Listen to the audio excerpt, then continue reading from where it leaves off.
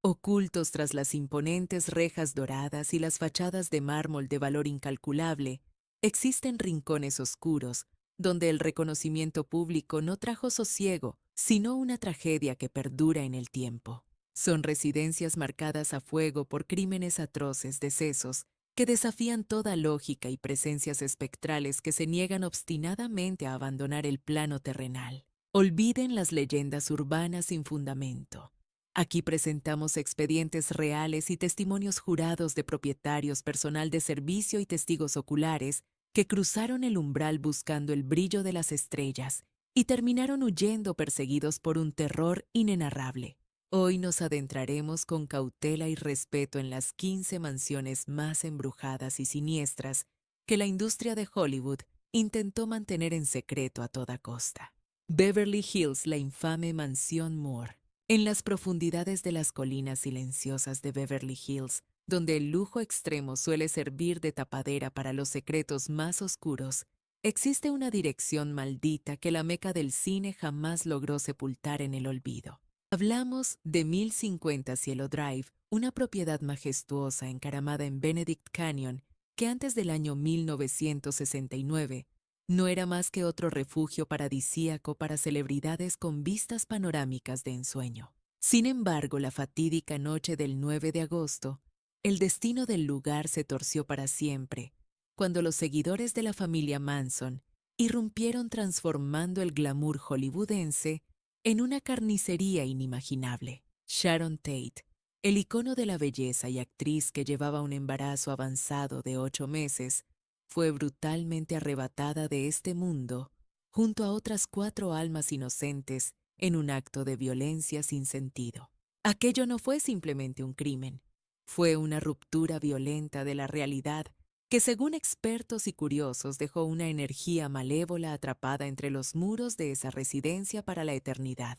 Décadas más tarde, aquellos que tuvieron la desgracia de trabajar o residir allí comenzaron a relatar las mismas experiencias espeluznantes, coincidiendo en detalles precisos, sin siquiera haberse conocido previamente. Los guardias del turno nocturno reportaban con pavor gritos ahogados, lamentos desgarradores y susurros desesperados implorando auxilio, voces que no emanaban de una habitación física, sino de la propia estructura de la casa.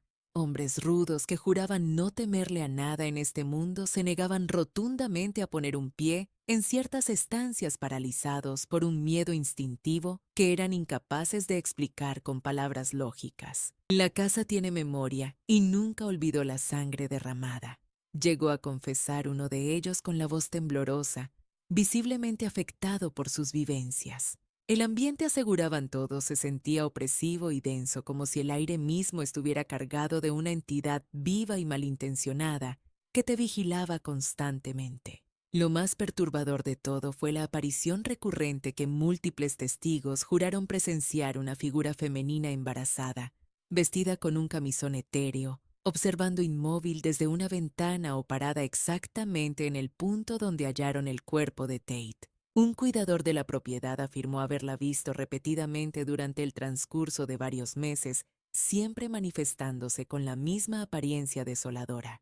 Su rostro mostraba una expresión congelada de confusión absoluta y terror puro, como si su espíritu estuviera condenado a revivir eternamente los instantes finales de su agonía. En el año 1994, la mansión original fue demolida hasta los cimientos y la dirección se cambió a 106 Cielo Drive en un intento desesperado y supersticioso por borrar el historial sangriento. Sobre las ruinas del horror se erigió una residencia nueva de arquitectura moderna, líneas limpias y supuestamente libre de fantasmas. No obstante, los nuevos inquilinos pronto comenzaron a experimentar fríos repentinos que helaban la sangre, ruidos inexplicables, sin fuente aparente, y la inquietante certeza de ser observados desde las sombras. Pudieron haber limpiado los pisos y cambiado los muebles, declaró una empleada doméstica aterrorizada, pero el aire de este lugar todavía grita de dolor. Algunos propietarios decidieron marcharse en cuestión de meses, incapaces de soportarlo, mientras otros clausuraron ciertas áreas aprendiendo a la fuerza que hay tragedias que no desaparecen con una simple demolición. En Cielo Drive, la macabra historia no concluyó aquel día. Simplemente aprendió a agazaparse y esconderse en la oscuridad. Pasemos ahora a Leno LaBianca. 3301 Waverly Drive. En la dirección 3301 de Waverly Drive en el barrio de Los Feliz, no encontrarán portones dorados ni una ostentación desmedida.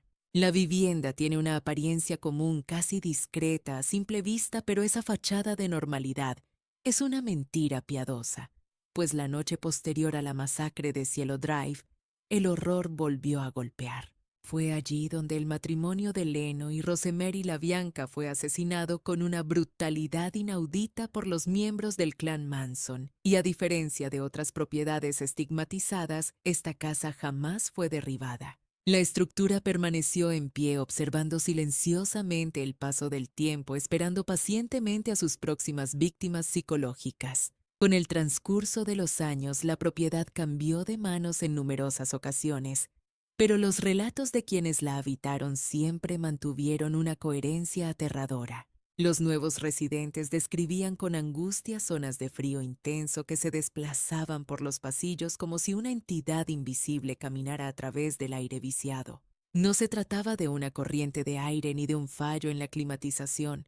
Era una sensación física que atravesaba el cuerpo, similar a sumergirse de golpe en aguas árticas, incluso durante las olas de calor del verano californiano. Ese frío sepulcral se manifestaba sobre todo en la sala de estar donde Leno perdió la vida y en el dormitorio principal donde Rosemary falleció, pero la temperatura gélida no venía sola. Multitud de propietarios describieron haber visto figuras oscuras y amenazantes paradas al pie de la cama o acechando desde los marcos de las puertas en la penumbra. Eran sombras con forma humana pero carentes de rostro que se desvanecían al intentar mirarlas directamente, solo para materializarse segundos después en el borde de la visión periférica. Con frecuencia estas apariciones iban acompañadas de susurros ininteligibles, conversaciones en voz baja que parecían conspirar en la oscuridad. Dichos murmullos se cortaban abruptamente en cuanto alguien entraba en la habitación, como si aquellas entidades no quisieran ser descubiertas en medio de su charla secreta. Algunos inquilinos relataron haber escuchado pasos pesados en la planta superior cuando la casa estaba completamente vacía, rompiendo el silencio de la noche. Otros comentaron que sus mascotas, animales sensibles a lo paranormal, se negaban rotundamente a cruzar el umbral de ciertas habitaciones, y luego estaba el asunto de los olores nauseabundos. De la nada el ambiente se saturaba con un aroma metálico a sangre, seguido de un dulzor enfermizo y putrefacto que los investigadores paranormales identificaron sin dudar como el inconfundible olor de la muerte. Este hedor aparecía y desaparecía sin explicación lógica alguna. Muchos compraron la propiedad creyendo ingenuamente que el pasado era solo eso, historia antigua. Casi todos terminaron abandonando el lugar en menos de un año, convencidos, según sus propias palabras, de que la casa no solo recuerda lo ocurrido aquella noche sangrienta. La casa lo repite una y otra vez, como si la tragedia hubiera quedado atrapada en un bucle temporal macabro que jamás le permite encontrar el descanso. Mary Pickford y Douglas Fairbanks, la legendaria finca Pickfair. Durante décadas doradas, Pickfair no fue simplemente una mansión más en la lista. Fue considerado un verdadero reino dentro de la industria. Construida originalmente en el año 1919, la colosal finca de Mary Pickford y Douglas Fairbanks se extendía por 56 acres en Beverly Hills y simbolizaba el nacimiento del poder absoluto en Hollywood. En aquel recinto sagrado convergían las mentes más brillantes de la ciencia, la aristocracia literaria y las luminarias del cine, celebrando bajo un techo opulento una gloria que imaginaban inagotable y eterna. Sin embargo, cuando los reflectores se apagaron definitivamente y Mary Pickford exhaló su último suspiro en 1979, algo se negó a marcharse. No era un simple recuerdo nostálgico, sino una presencia densa y palpable.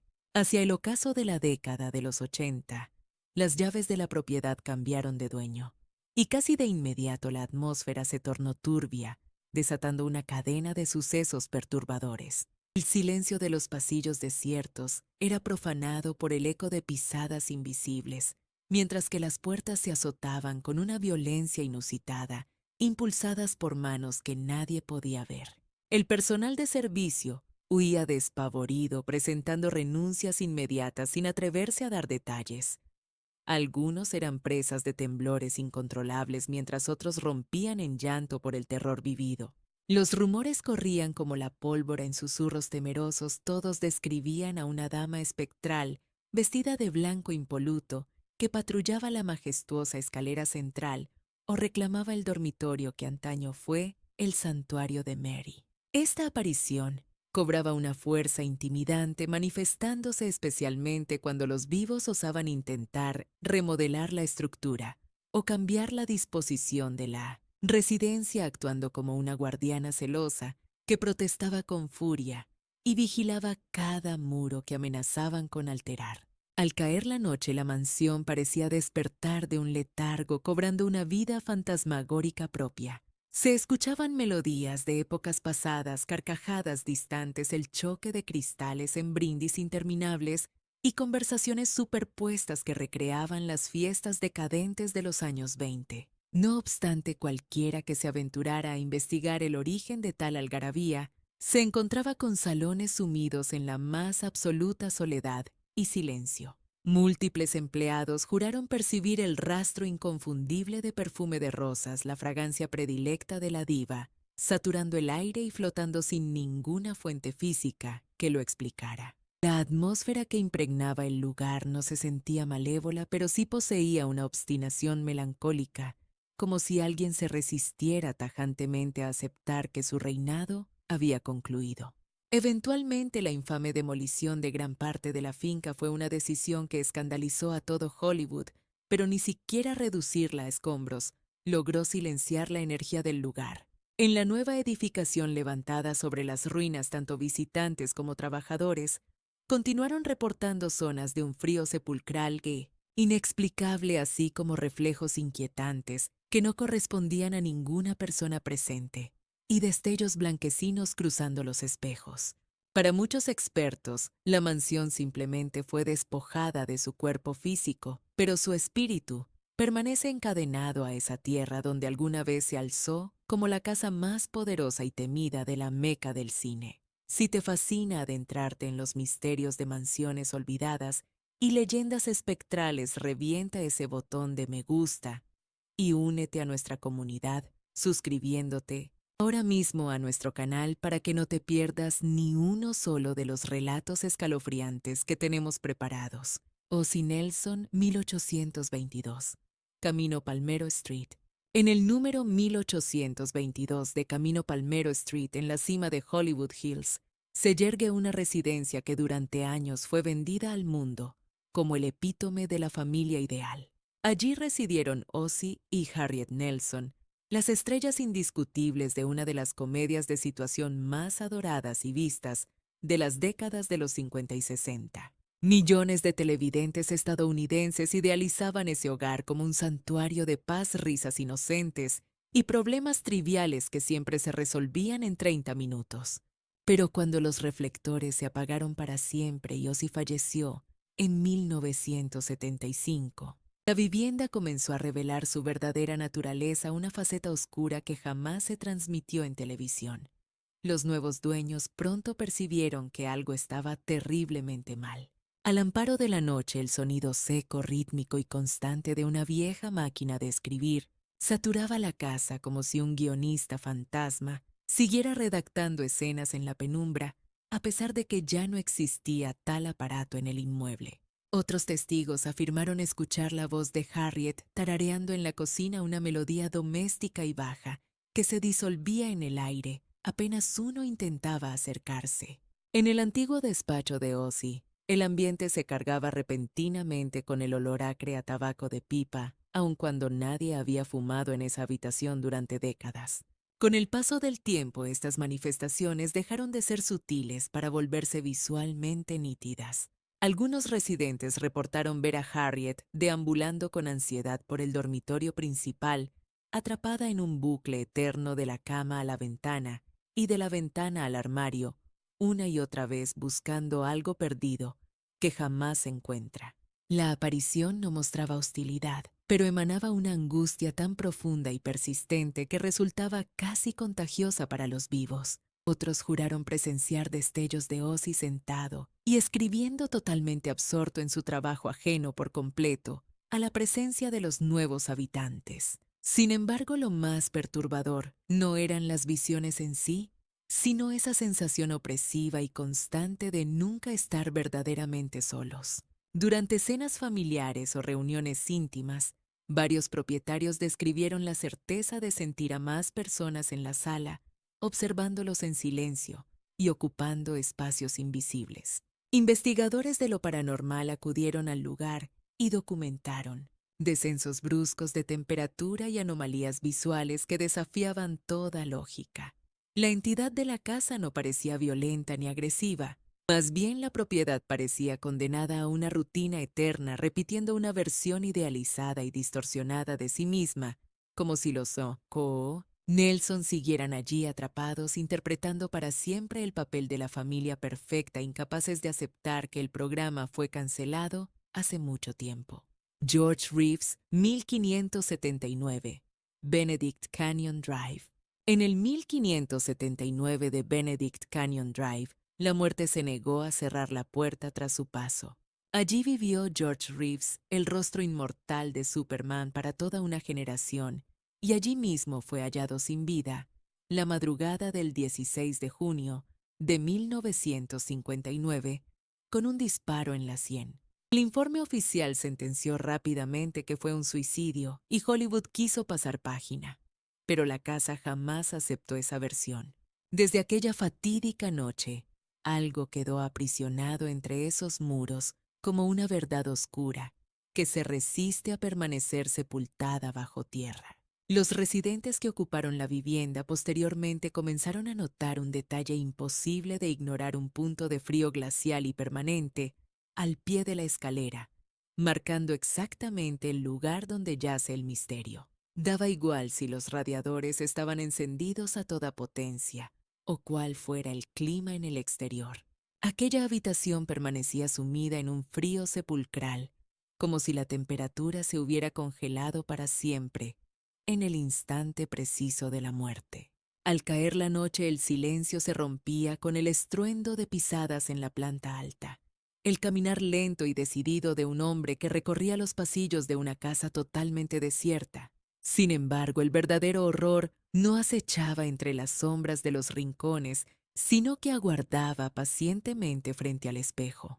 Múltiples testigos juran haber visto la figura de un hombre alto, enfundado en el inconfundible traje de Superman, reflejado en los cristales y superficies pulidas. Lo aterrador es que físicamente no había nadie en el cuarto, solo existía en el reflejo, y si te girabas para confrontarlo no encontrabas nada más que aire vacío.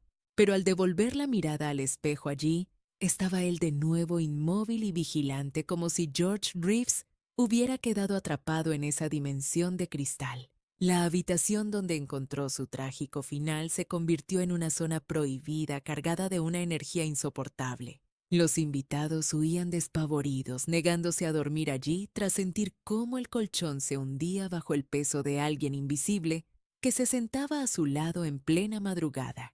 Hubo quienes despertaron sobresaltados para ver a un hombre con bata oscura y rostro rígido al pie de la cama, una aparición que se desvanecía en la nada al intentar hablarle. De vez en cuando se reporta el estruendo de un disparo seco que rompe la calma nocturna, aunque al investigar todo parece estar en perfecto orden.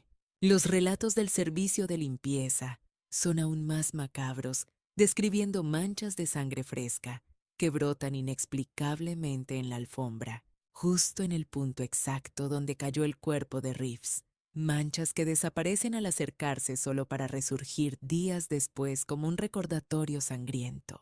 Los investigadores paranormales han captado voces de ultratumba en ese dormitorio. Una de ellas, clara y tensa, repite una sentencia que hiela la sangre. La historia real no ocurrió de esta manera. En esa mansión, el hombre de acero no pudo salvar a nadie, y según cuentan su espíritu, sigue aguardando que alguien escuche la verdad oculta tras el escándalo. Marilyn Monroe, 12305, de Helena Drive. No todas las residencias de Hollywood requieren muros gigantescos para imponer miedo o respeto. Hay lugares que perturban precisamente por lo contrario por su silencio sepulcral. En el 12305, de Mean de May, Helena Drive, en Brentwood, todo luce tranquilo, casi frágil, como si fuera imposible que la desgracia hubiera tocado ese suelo. No hay rejas ostentosas ni lujos excesivos, solo una casa discreta escondida entre los árboles. Sin embargo, sus muros custodian el último suspiro de la icónica Marilyn Monroe. Fue la primera propiedad que ella compró por su cuenta, un símbolo de su independencia, su control y la promesa de un renacer lejos del caos. Pero la trágica madrugada del 5 de agosto de 1962, su cuerpo sin vida fue hallado en su recámara. El informe oficial cerró el caso rápidamente como una sobredosis. El mundo siguió girando y la historia avanzó. Pero la casa se detuvo en el tiempo. Desde entonces, quienes la visitan describen una calma antinatural, un silencio denso que pesa en el alma, más que cualquier ruido. La actividad paranormal parece tener su epicentro inamovible en el dormitorio principal y el baño adyacente.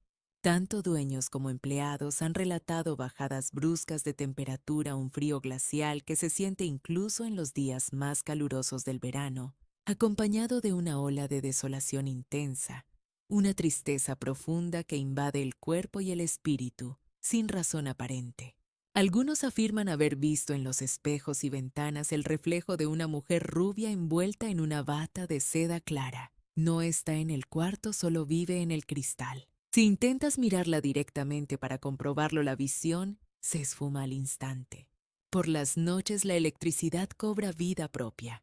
Las luces se encienden y apagan puntualmente a las 3 de la mañana, una rutina espectral que aterroriza a todos. De la nada el ambiente se impregna del aroma inconfundible de Chanel número 5, o a veces de un olor clínico y frío, imposible de ignorar. Los visitantes narran ataques repentinos de ansiedad y una melancolía pesada, que solo desaparece al cruzar la puerta de salida. La habitación donde Marilyn falleció sigue siendo el rincón que todos prefieren evitar a toda costa. Los que se atrevieron a dormir allí describen la certeza de ser observados en la oscuridad, como si una presencia insomne esperara pacientemente en la penumbra. A pesar de las remodelaciones y cambios, la energía persiste. Para muchos, Marilyn no quedó atrapada en la fama ni en los periódicos. Se quedó anclada en esa casa, preguntándose en silencio cómo el lugar destinado a ser su nuevo comienzo se convirtió en su trágico final. Harry Houdini. En el 2400 de Laurel Canyon Boulevard, oculto entre curvas peligrosas y vegetación, se alza un sitio que desafía lo común. Cuando el gran Harry Houdini lo adquirió en 1919, lo transformó en un santuario de enigmas pasadizos, secretos cuartos falsos y un tanque profundo para sus escapes mortales. Era un espacio arquitectónico diseñado con un solo propósito oscuro: engañar a la realidad misma. Quizá por esa osadía, cuando Houdini murió en 1926, el tejido de la realidad en ese lugar quedó rasgado para siempre. Aunque Houdini no falleció físicamente en la propiedad, se cree firmemente que su espíritu regresó al único lugar donde sentía que tenía el control absoluto. Su viuda Bess, destrozada por la pérdida, organizó sesiones de espiritismo cada noche de Mary Halloween durante 10 años consecutivos dentro de la mansión, intentando recibir un código secreto que solo ellos dos conocían. Jamás obtuvo la respuesta que buscaba, pero los expertos aseguran que algo muy distinto sucedió durante aquella década. Tanta insistencia pareció abrir una puerta al más allá que, según la leyenda, nunca más volvió a cerrarse. Quienes se atrevieron a habitar la propiedad en años posteriores se vieron inmersos en una pesadilla de fenómenos inquietantes que desafiaban toda lógica. Las cerraduras de seguridad que habían sido echadas con firmeza giraban y se abrían por su propia voluntad ante la mirada atónita de los residentes. La realidad física parecía distorsionarse, objetos personales se desvanecían en el aire para materializarse instantes después en habitaciones completamente diferentes. Los grifos de los baños cobraban vida propia dejando correr el agua a borbotones en el silencio sepulcral de la madrugada, sin que nadie los hubiera tocado. Lo más perturbador no era la actividad en sí, sino la inteligencia detrás de ella. No se trataba de un caos desordenado tipo poltergeist, sino de una ejecución metódica, calculada y casi teatral, como si fuera parte de un espectáculo invisible. Diversos investigadores de lo paranormal llegaron a la conclusión de que estas manifestaciones sugerían una mente brillante manipulando el entorno físico, tal vez alguien intentando demostrar desde el más allá que todavía poseía el control absoluto sobre las leyes materiales que rigen nuestro mundo. Tiempo después, durante una sesión de investigación exhaustivamente documentada y analizada por expertos en el campo, ocurrió algo que heló la sangre de los presentes. Los equipos de grabación de alta sensibilidad registraron psicofonías y voces de origen desconocido. Entre la estática, una voz profunda y rasgada se filtró con un mensaje directo y escalofriante. La grabación decía claramente: «¿Lo ves? Todavía estoy esperando». Desde aquel incidente, tanto los cuidadores como los turistas aseguran que la actividad paranormal alcanza su punto máximo cuando se acerca la Noche de Brujas, fecha del aniversario de su muerte. Múltiples testigos juran haber visto la silueta de un hombre vestido impecablemente con un traje elegante de principios del siglo XX, parado inmóvil junto al borde de la piscina observando fijamente a los intrusos antes de desvanecerse en la nada al intentar confrontarlo. En la antigua residencia de Houdini, nada ocurre por azar. Cada suceso parece ser parte de un plan maestro diseñado desde la ultratumba. Cada crujido en la madera, cada sombra que se mueve, transmite la sensación ineludible de que el gran maestro del escapismo jamás abandonó el lugar, simplemente ejecutó su truco más audaz: encontrar una forma de permanecer allí para siempre. Madame Delphine Lalaurie. En el corazón del barrio francés de Nueva Orleans, donde los balcones de hierro forjado proyectan sombras sobre calles que transpiran historia, se erige una mansión que incluso la ciudad más embrujada de los Estados Unidos desearía poder borrar de su memoria. Edificada en el año 1832, la infame residencia de Delphine Lalaurie se convirtió en el escenario de atrocidades tan perversas y extremas que su apellido quedó marcado a fuego como sinónimo de horror puro. La verdad oculta tras los muros de lujo estalló tras un incendio devastador en 1834, el cual dejó al descubierto una cámara secreta en el ático que nadie debía ver. En ese lugar infernal se hallaron a varias personas esclavizadas que habían sido encadenadas, brutalmente mutiladas y sometidas a experimentos y torturas que desafían la imaginación humana más oscura. Esto no se trata de una leyenda urbana exagerada por el tiempo, fue un hallazgo histórico documentado por las autoridades de la época, un descubrimiento tan macabro que dejó a toda la ciudad sumida en un silencio de culpa y espanto. Pasaron las décadas, pero la mansión nunca pudo sacudirse esa reputación insoportable. La piedra misma parecía haber absorbido el sufrimiento agónico de las víctimas. A pesar de la oscura historia, en el año 2007, el actor Nicolas Cage, famoso por su obsesión con lo esotérico, adquirió la propiedad por la exorbitante suma de $3.450.000. Sin embargo, lo que realmente causó revuelo no fue la adquisición, sino su huida.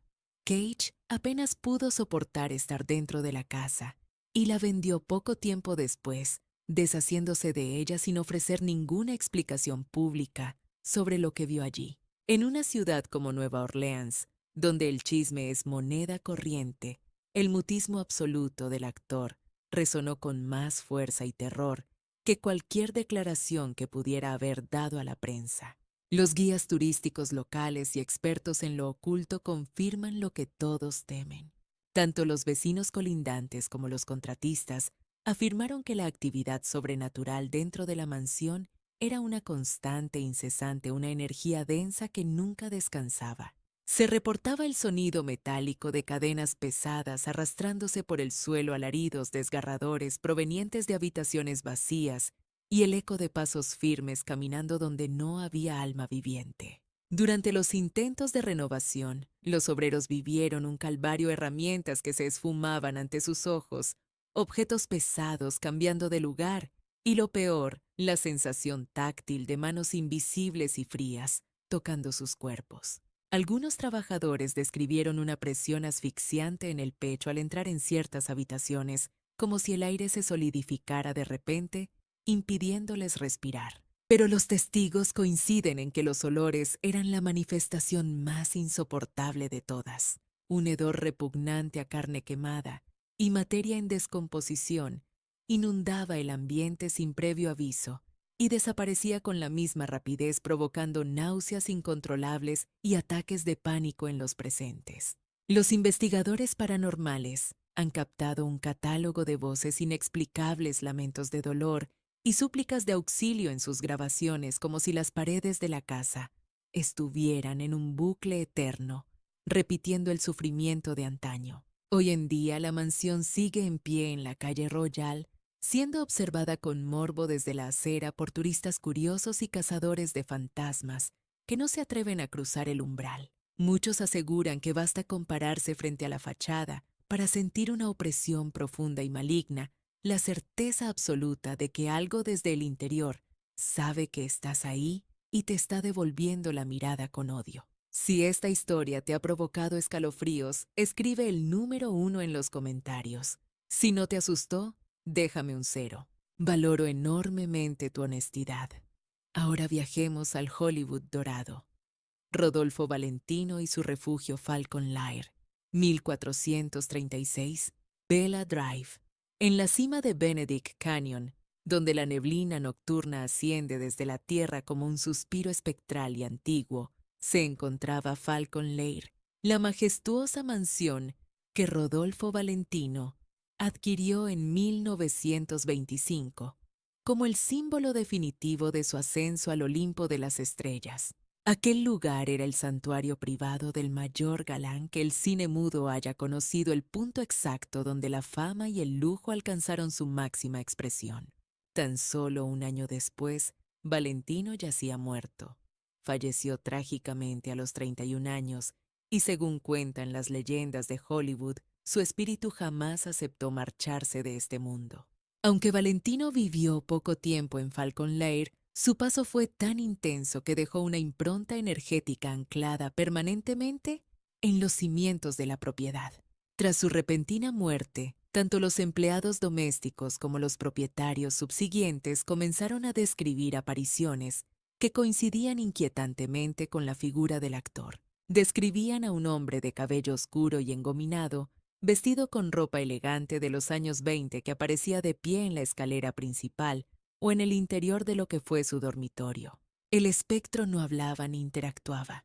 Simplemente se quedaba inmóvil observando el entorno como un guardián celoso que vigila que su casa siga siendo digna de él antes de disolverse en el aire sin dejar rastro. Sin embargo, con mucha más frecuencia se reportaba la presencia de una entidad más pequeña, algo que se movía a ras del suelo. Se trataba del sonido inconfundible de uñas de perro golpeando la madera, caminando rítmicamente por los pasillos vacíos de la mansión. Valentino adoraba a su perro Doberman llamado Cavar, y muchos visitantes aseguraron sentir claramente cómo un perro invisible rozaba sus piernas con familiaridad. Otros sentían el toque húmedo y frío de un hocico en sus manos buscando una caricia cuando en realidad no había ningún animal físico cerca de ellos. Algunos invitados incluso llegaban a detenerse en seco, convencidos de que el perro estaba caminando a su lado, solo para recordar con un escalofrío que en esa propiedad ya no habitaba ninguna mascota viva. Cuando caía la noche, Falcon Lair no dormía. Al contrario, parecía despertar para resucitar el esplendor de su época dorada. El silencio de las habitaciones vacías se rompía con el eco fantasmal de risas, el entrechocar de cristalería fina y a veces los acordes distantes de un tango, la melodía predilecta de Valentino. La atmósfera vibraba como si se celebrara una gala eterna, una fiesta suntuosa suspendida en el tiempo, aunque no hubiera ni un solo invitado de carne y hueso en la lista. Quienes se atrevían a investigar encontraban los salones desiertos, pero curiosamente eran las mujeres quienes reportaban los encuentros más vívidos y personales. Algunas confesaban sentir una presencia masculina muy próxima envuelta en el aroma inconfundible de una colonia clásica, típica de los locos años 20. Otras juraban haber sentido una caricia etérea en la mejilla o un roce suave en la mano al estar a solas, un contacto íntimo imposible de justificar racionalmente. A pesar de que la mansión original fue derribada en 1953, la energía residual se negó a desaparecer con los escombros. Incluso en las edificaciones modernas, los fenómenos paranormales persistieron, demostrando que para el espíritu Falcon Lair no era solo una casa, sino su territorio soberano. Para los conocedores de la leyenda, el gran amante no quedó prisionero entre los muros físicos, quedó congelado en el instante preciso de su apogeo, poseyéndolo todo ignorante de que el telón estaba a punto de caer para siempre. Bela Lugosi, apartamento 5620, Harold Way, número 5620. Muy lejos de los castillos lúgubres que le dieron la inmortalidad en el cine, el hombre detrás del mito pasó su ocaso en un edificio de apartamentos modesto y sin pretensiones. Allí dio su último suspiro en 1956, marginado por una industria despiadada que ya lo consideraba una reliquia inservible. Su funeral fue el último acto de su drama. Pidió ser sepultado envuelto en la icónica capa negra del conde Drácula. Para muchos ese gesto no fue simplemente simbólico, sino una sentencia oscura, una advertencia de que la ficción había devorado a la realidad. Tras su muerte, los nuevos inquilinos que habitaron su antiguo refugio comenzaron a vivir escenas dignas de una película de terror gótico. Sin previo aviso, la temperatura de la sala caía en picado, helando la sangre, como si alguien hubiera abierto una puerta directa al más allá. Un olor denso y acre a tabaco de pipa saturaba el aire de la nada, idéntico a la mezcla que Lugosi fumaba con obsesión en vida. Algunos despertaban sobresaltados en la madrugada, con la certeza pavorosa de no estar solos, sintiendo una presencia alta y esquelética, vigilándolos desde el umbral. Múltiples residentes aseguraron ver una sombra rígida, erguida e inmóvil, recortada contra el marco de la puerta o reflejada fugazmente en los espejos. La entidad nunca se mostraba de frente. Siempre acechaba de reojo en la periferia de la visión, esquiva y amenazante. Al encender la luz, la figura se desvanecía en el aire, pero el frío sepulcral permanecía acompañado de ese aroma antiguo que cortaba la respiración. Otros testigos describieron una silueta con capa deslizándose lentamente hacia la ventana, como si observara con nostalgia una ciudad que ya no pronunciaba su nombre.